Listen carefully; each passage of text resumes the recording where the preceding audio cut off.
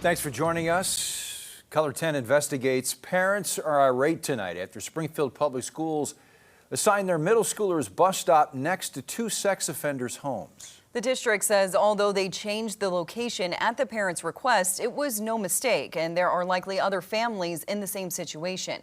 Investigative reporter Lauren Barnes is looking into the district's process for creating and approving bus routes. Yeah, Bailey and Steve, I spoke to both SPS and those panicked parents, raising questions about how many other bus routes take students past sex offenders. These red dots show where sex offenders live, and the blue dots show where they're working. As you can see, there's quite a few locations here all across Springfield. I was panicked. What about you? I was shocked. When Pershing parents Jason and Amy Devane saw their middle schooler's bus route took their 11-year-old past not one, but two sex offenders' homes, they weren't happy. My primary concern is all of their offenses involved minors.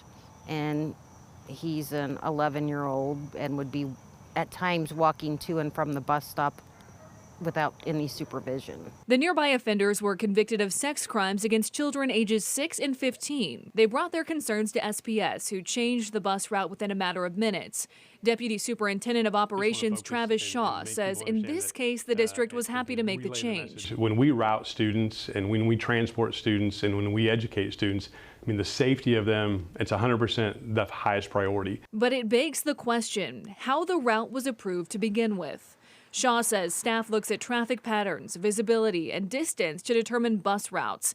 And once those are configured, the last step is to cross-reference the bus map with the sex offender registry. And again, our goal is to try to be outside of 500 feet. In that particular situation, my understanding is there were a cluster of homes, and so trying that 500 feet actually overlapped. He says in some cases, the 500-foot radius of sex offenders overlaps, making stops near sex offenders unavoidable. But I looked at the map too, and while some neighborhoods, especially in Northwest Springfield, have a higher concentration of sex offenders, the Devane's neighborhood in Southeast Springfield does not.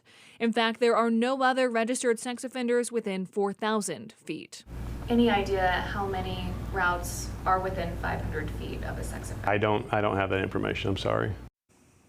And Springfield Public Schools tells me that if a student lives near a sex offender, there's little they can do to avoid buses going past those areas. If you would like to look at the sex offender registry for yourself and take a closer look at where these locations for where these offenders are living and working for yourself, you can find a link to do so on my story right now on ozarksfirst.com.